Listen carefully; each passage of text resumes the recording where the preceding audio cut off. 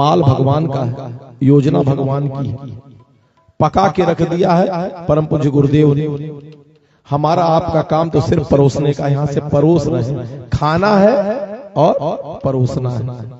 लेकिन एक चीज याद रखिएगा, खाने और परोसने में आप कहेंगे भैया हम कौन सी मेहनत है, सरल सा काम है। नहीं, सरल सा काम नहीं, खाने और परोसने का काम बड़ा सफाई का है। अगर हाथ साफ नहीं है तो इन्फेक्शन हो जाएगा। डॉक्टर कितना भी बढ़िया है, ऑपरेशन के लिए खड़ा है डॉक्टर कितना भी बढ़िया है, लेकिन साथ का कंपाउंडर अगर हाथ में गंदा लगाया है तो इन्फेक्शन होगा कि नहीं होगा, पेशेंट को दिक्कत होगी कि नहीं होगी। जितना साफ डॉक्टर है उतना ही साफ उसके कंपाउंडर को भी होना पड़ेगा, इससे कम में बात नहीं पड़ेगी। इस विश्व के सबसे शानदार चिकित्सक को हम पा गए युग ऋषि के रूप। हम किसके शिष्य हैं? अब तो परिजन भी बैठे हैं, बताए ना हमारे गुरुदेव का नाम क्या है, कौन बताएगा? कौन बताएगा? बोलिए, क्या नाम है गुरुदेव का? नाम क्या है? श्री राम सर। सच कहा, बहुत सही कहा है कि नाम तो सिर्फ इतना ही है, बाकी तो उन्होंने कमाया है, और जो कमाया है हम उनके शिष्य हैं, तो वो कमाई हमारी भी है। अब देखना है कि हम उस लायक हैं, हम कमा रहे हैं कि नहीं। छोटा सा तो सांसू। अच्छा बताइए ना, शेर का बच्चा कैसा होता है देखने में? शेर की तरह ही होता है, छोटे छोटे पैर होते हैं, हाथ होते हैं, चीजें होती हैं। लेकिन शेर का बच्चा, अब बीच में समझ जाइए, शेर का बच्चा जो है, शेर का बच्चा शेर ही होता है, और बकरी का बच्चा बकरी, गीदड़ का बच्चा गीदड़। मैं निवेदन आपसे करना चाह रहा हूं कि आप शिष्य किससे हैं? युग ऋषि। याद रखिएगा, गुरुदेव का पूरा नाम पहले सुन लीजिए। युग ऋषि वेद मूर्ति तपोनिष्ठ पंडित श्री राम शर्मा आचार्य, जिसमें जन्म से उनको केवल क्या मिला था? श्री राम शर्मा। जन्म से क्या मिला था? बाकी 5 ठो नहीं मिला था, बाकी 5 उनकी कमाई है। युग ऋषि पूरे युग की वेदना को लेकर के जो सर्च किया, खोज किया इस युग के समाधान के लिए, युग ऋषि। हम किसके बच्चे हैं? हम किसके बच्चे हैं? तो युग ऋषि का बच्चा अगर युग ऋषि ना हो तो युगदूत तो बन सकता है ना, युगदूत तो बन जाए। ठीक है, हम ऋषि की तरह इतने भाष्य नहीं कर सकते वेद पुराण उपनिषद के, 3200 किताबें नहीं लिख सकते, तो क्या इतने भी असहाय हो गया शेर का बच्चा कि 3200 किताबें ना लिख सके तो 2 किताब झोले में रख करके लोगों तक पहुंचा ना सके? इतने असहाय हम। अगर युग ऋषि के बच्चे हैं तो आज संकल्प लेकर के जाएं कि एक किताब हम भी रखेंगे, अपने पास पढ़ेंगे और अपने आस पड़ोस के लोगों तक उस संदेश को दे देंगे कि आप भी पढ़ी। नहीं बताना आता, नहीं वक्ता है, नहीं बोलना आता, अरे बोलना नहीं आता, पहुंचाना तो आता, पहुंचा दीजिए। लेकिन याद रखिएगा, युग ऋषि के बच्चे। दूसरा बच्चा किसके? हम लोग वेद मूर्ति। वेद मतलब ज्ञान, ज्ञान की मूर्ति। चाहते गुरुदेव, अगर गुरुदेव चाहते तो 3200 नहीं 32,000 पुस्तक लिख के जा सकते थे। मैं इसी काशी में नाम नहीं लूंगा, एक उदाहरण जो मेरे जीवन में घटा है। इसी काशी में लखनऊ अश्वमेध के लिए मैं गुजर रहा था और रसीद लेकर के घर घर जा रहा था। बहुत बड़े विद्वान आदमी से मिले। उनके जब लेकर के पहुंचे, उनको मालूम हुआ तो उन्होंने बड़े प्यार से कहा, आओ आओ, हाँ तो हर गुरु जी श्री राम हमरहू पजरे आयल, हमरो पैर छू के आशीर्वाद ले दे रहे। तो महानता ऋषि परंपरा है कि अपने से बड़ों के प्रति विनम्र होना, अपने से बड़ों के प्रति नतमस्तक होना, यही तो ऋषि परंपरा है। लेकिन कहने वाले के अंदर थोड़ा सा कहीं न कहीं बड़कपन का अहंकार था, थोड़ा सा अहंकार था। उन्होंने कहा ठीक है लिख ले, वरना हमरो देखा कितना लिख के रख ले है, लेकिन दुनिया एक फायदे ना उठावत है। दीमक खा था अलमारी में पड़ल, दीमक खा रहा, पूरी जिंदगी की हमारी छाती बर्बाद हो रही। मैंने सारी बात उनकी सुनी, 20 मिनट तक एक शब्द नहीं बोला। बच्चे थे, हिम्मत भी नहीं थी, विद्वान स्तर के मेरी कहां औकात था, और नहीं मेरे पास कोई ज्ञान था। लेकिन जब श्रवण कुमार के कंधे पर माता पिता सवार हो, डर किस बात का? 8वीं क्लास 7वीं क्लास में 93 की बात है, 92। मुख से केवल इतना निकला कि बाबूजी पानी कौन सा समाज के लिए उपयोगी? एक तरफ एक व्यक्ति के पास कंडालो कुंतलों पानी पड़ा हुआ है, कंडालो पानी पड़ा है, रपति आदमी पानी का स्टोर करके बैठा है, और दूसरी तरफ एक आदमी है जिसके पास 4 बाल्टी 6 बाल्टी 8 बाल्टी पानी है। ये पूरा रामनगर प्यास से मरने लगा, एक मोहल्ला प्यास से मरने लगा। जिसके पास पानी का भंडार है वो कृपण है, देवत्व की वृत्ति नहीं है, संचय करके रखा लेकिन देने की वृत्ति नहीं है। लेकिन जिसके पास थोड़ा सा पानी है उसने पानी को बूंद बूंद दे करके सारे लोगों की जान बचाई। बताइए पानी कौन सा कीमती? वो बाल्टी भर की कंडाल भर। हमारे युग ऋषि वही पानी है। कितने बड़े विद्वान होंगे, गुरुदेव कहते थे कहे कोई हमसे बड़ा विद्वान है मान लेना, कहे कोई हमसे बड़ा तपस्वी है मान लेना, वो जो अगड़म पगड़म कहे बेटा मान लेना।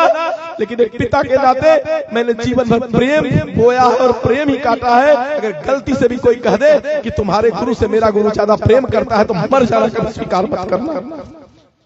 गुरुदेव ने केवल प्रेम, गुरुदेव ने चाहते तो साहित्य का अंबार लगा देते, इस ब्रह्मांड में दोबारा कहीं कोई दिखता नहीं।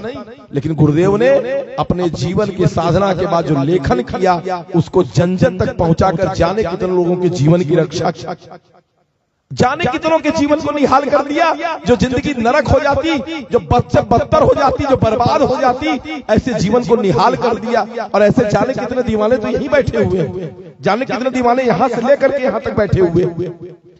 नाम लूंगा तो कद छोटा हो जाएगा, नाम नहीं लेंगे।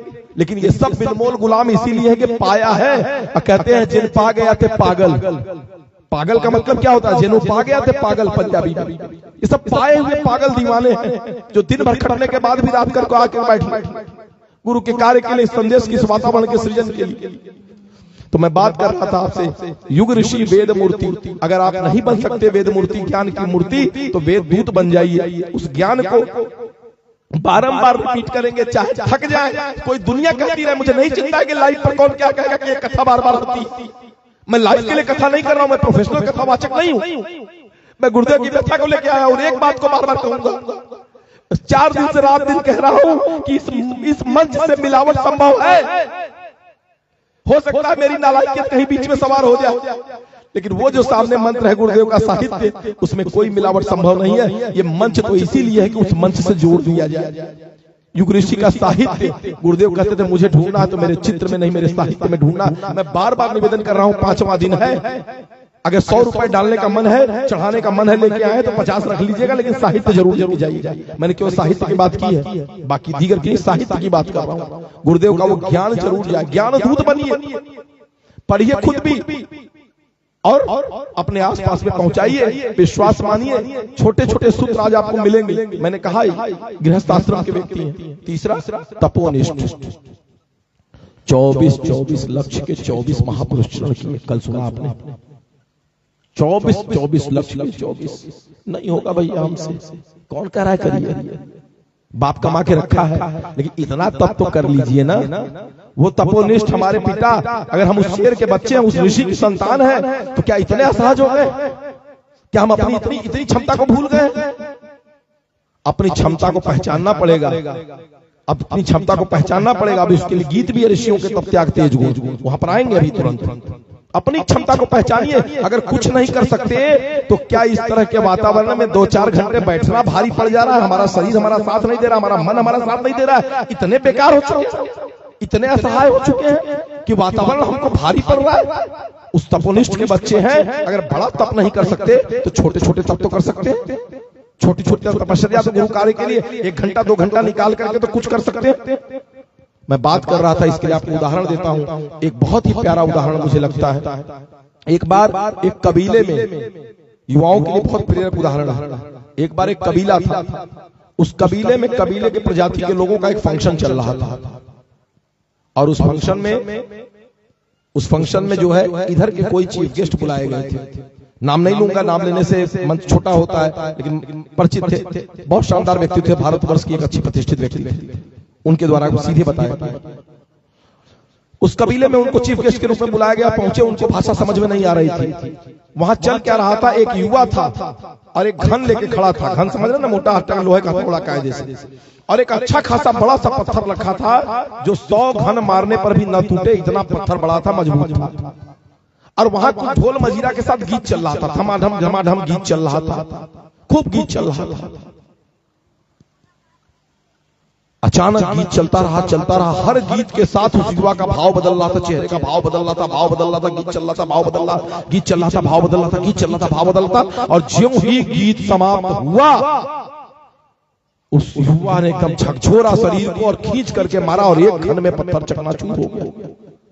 बड़ा आश्चर्य हुआ, जो गए हुए थे बड़ा आश्चर्य हुआ उनको, ये असंभव सा काम कैसे हो गया, इस गीत में कल चल क्या रहा था।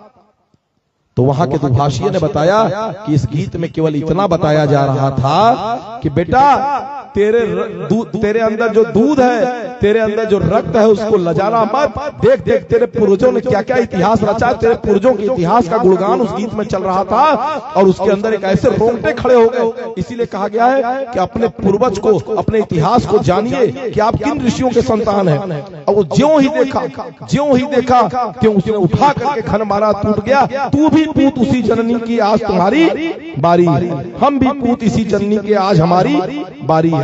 मैं निवेदन करूंगा भैया से, कोई ऋषियों के तप त्याग तेज गुण, मानव धर्म महान की भूली हुई कहानी फिर से याद करें बलिदान की। हम अपनी शक्ति को भूल गए, अपनी परंपरा को भूल गए, अपने इतिहास को भूल गए। आइए 4 लाइनों में इतिहास को सुनते हैं, फिर आगे बढ़ते हैं। देवभूमि की ओ संतानों,